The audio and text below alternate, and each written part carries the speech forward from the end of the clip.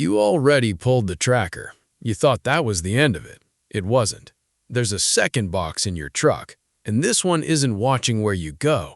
It's logging how hard you brake, how fast you take a corner, what time you leave for work, how long the engine idles in your own driveway.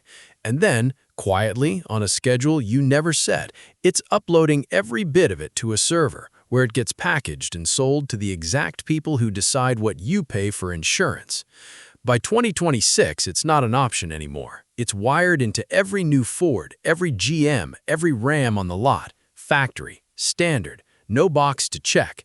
Today, I'm going to show you the exact module, where each brand hit it, how to prove it's transmitting before you touch a thing, and the reversible 2-minute pull that shuts it off for good without killing your warranty, throwing a check engine light, or touching a single thing you actually paid for. Grab a flashlight. Let's get into it. First, let's be clear about what we're dealing with, because this is not the GPS tracker and it is not the black box. The GPS tracker tells you where your truck is parked. The event data recorder, the black box, only wakes up in a crash. This box does something different and frankly worse. It runs all the time. It's called the Telematics Control Unit, the TCU, and it's a cellular radio. Basically a smartphone bolted to your truck you never agreed to pay for. It has its own SIM card, or on the newest trucks, a soldered-in eSIM you can't even remove. It has its own IMEI, the same unique ID your phone has. It has its own antenna, that shark fin on your roof, or a lead tucked up behind the windshield. And it phones home whether the truck is running down the interstate or sitting cold in your driveway at 3 in the morning. What does it send? Your speed, your braking force, your hard accelerations, your cornering, your trip start and stop times, your location history stitched into a map of your entire week, your seatbelt use. On a lot of 2026 models, it's sampling data points every few seconds and uploading them in the background over the same LTE network your phone uses. And here's the part that should make your jaw tighten. It doesn't need the engine on. It doesn't need you in the seat. It doesn't even need the connected services subscription you think you're paying for. The radio runs off the truck's own battery, full time, drawing a trickle you'll never notice on the gauge. Here's where it stops being creepy and starts costing you money. That driving data doesn't just sit on a server somewhere gathering dust. It gets packaged and sold to data brokers, and the biggest buyers are insurance companies. This isn't a theory. It's on the record. General Motors and OnStar got caught funneling driver data to 2 brokers, LexisNexis and Verisk. One driver got suspicious and he pulled his own LexisNexis report. It listed 258 of his trips, 6 months of his life broken down by distance, duration, and every single hard braking event his own truck snitched on. He never signed up for a safe driver program. He never got a ticket. He never crashed. The Federal Trade Commission banned General Motors from selling this kind of driver data for 5 years. The state of Texas sued them over it. Verisk shut its whole telematics selling program down once the lawsuits started landing. You don't get banned, sued, and shut down for a service people knowingly agreed to. So let's be honest about the business model. The truck was the down payment. Your driving is the subscription, the one they collect on for as long as you own it and never send you an invoice for. One hard brake to avoid an accident gets logged and scored against you as aggressive. A fast merge to save your own life becomes a line item that raises your premium. The modem was never a safety feature for you. It's a revenue stream for them. And the product being sold is you. So why am I making this video now? Because 2026 is the year this crosses the line from most trucks to every truck. The hardware used to be optional. It came bundled with a connected services subscription you could decline at the dealership.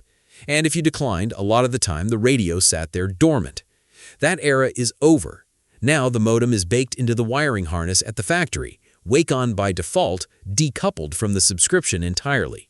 The only thing that actually stops the data is cutting the box off at the source, its power or its signal, or both. And that is exactly what we're about to do. Before you unplug anything, let's prove it. I don't want you pulling a random module on my say-so. I want you to see it for yourself so you know you got the right box and you know it's alive.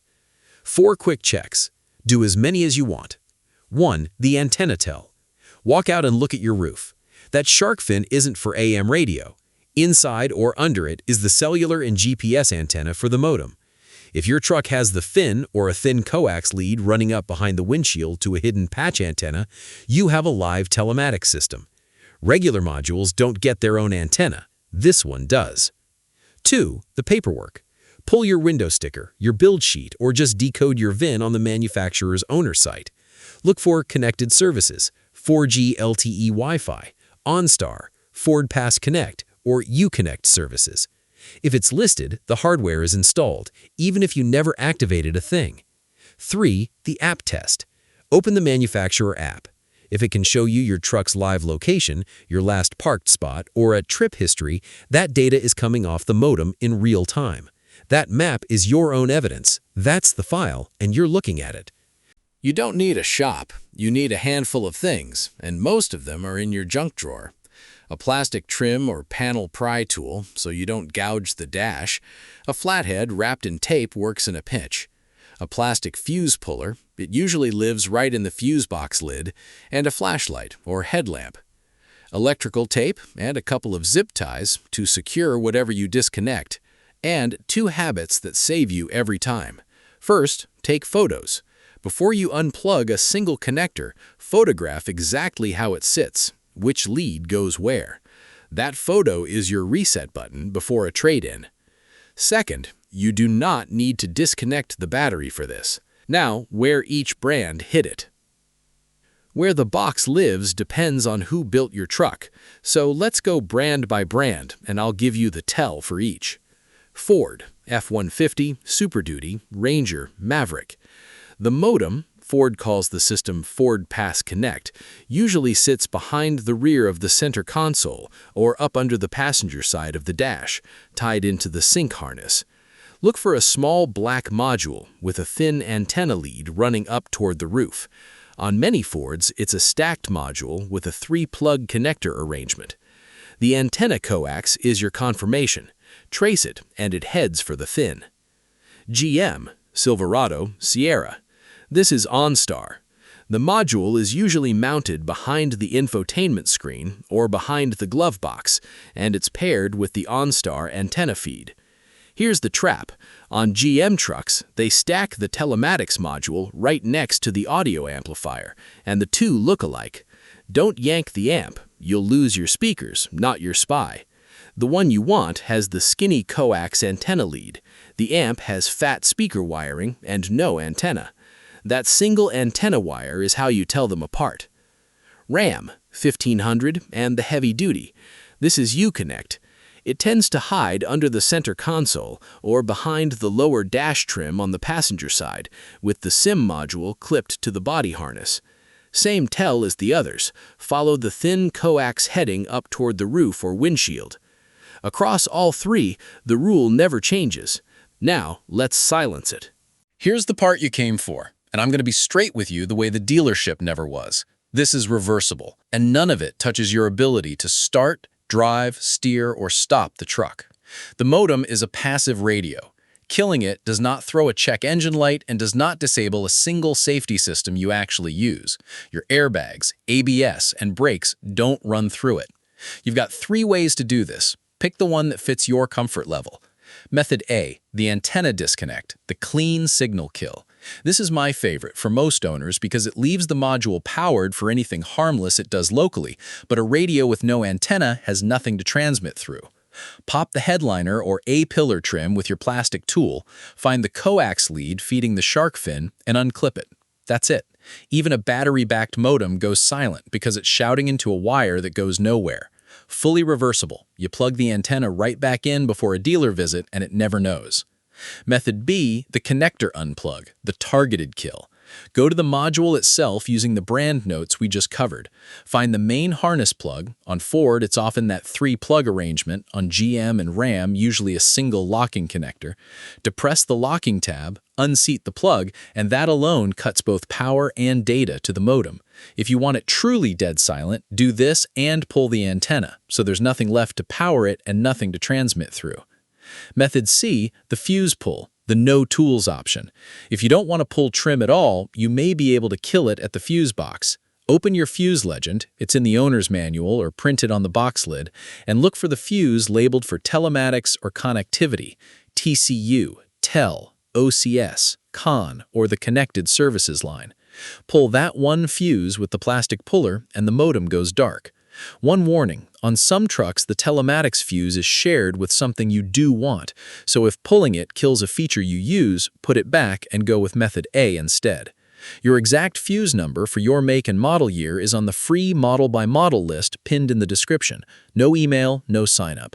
And the step everybody skips, secure what you disconnected. Don't leave a loose plug rattling around behind the dash or shorting against bare metal. Tape the terminals, zip tie the connector up and out of the way, and tuck it clean. 30 seconds now saves you a rattle you'll chase for a month. No cutting, no splicing, nothing you can't plug right back in before a trade-in or a dealer visit. Don't take it on faith. Prove the box is dead the same way you proved it was alive. Open the manufacturer app. Within a few minutes, it should stop updating your location and flip to vehicle unavailable, offline, or unable to connect. That's the modem failing to phone home. That's exactly what you want to see. If you've got that cheap RF detector, sweep the module and the fin. The regular cellular burst you saw in transmit should be gone, flat. And do one real-world check. Pulling that box stops the next file from ever being written, but it does not touch the file they already built. And right now, your name is sitting in a database at companies you've never heard of, next to months of your driving. So let's clean that up too. First, request your own report. You have the right to see it. Pull your consumer file from LexisNexis and from Verisk. Both have a free consumer disclosure request, and you'll see exactly what your truck already handed over. It's sobering, and it's the proof. Second, opt out. Go into the manufacturer's privacy portal, OnStar, FordPass, Uconnect, and turn off data sharing and smart driver scoring. Then submit a deletion request. Third, before you ever sell or trade the truck, factory reset the infotainment and de-link your account, so the next quote isn't built on your 6 months behind the wheel. That's the full job. The box is silent and the record stops here. 3 quick things people always ask. Your warranty. Unplugging a telematics modem does not void your powertrain warranty. Under the Magnuson-Moss Warranty Act, they have to prove a modification actually caused a failure, and a disconnected radio does not cause engine problems. A dealer can't blanket void you for pulling a box that has nothing to do with your drivetrain. Legality. It's your property. Emergency calling. Here's the honest trade. If you rely on automatic crash notification, the SOS that calls for help if you're knocked out, pulling the modem disables it, same as never having the subscription. That's your call to make. For a lot of owners, a phone in your pocket already does that job, without selling every mile to an insurer. Know the trade, then decide for yourself. That's the whole point. It's your decision, not theirs. So that's the second box, the one they were hoping you'd never go looking for. The tracker told you where you parked. The modem told you how you drive and who to sell it to. Now both are silent, and the file stops growing today. If this helped you take your truck back, hit subscribe, because next I'm breaking down the OTA update receiver, the box that lets them change how your truck runs while you're asleep, and how to lock it out. Stay smart, and I'll see you in the next one.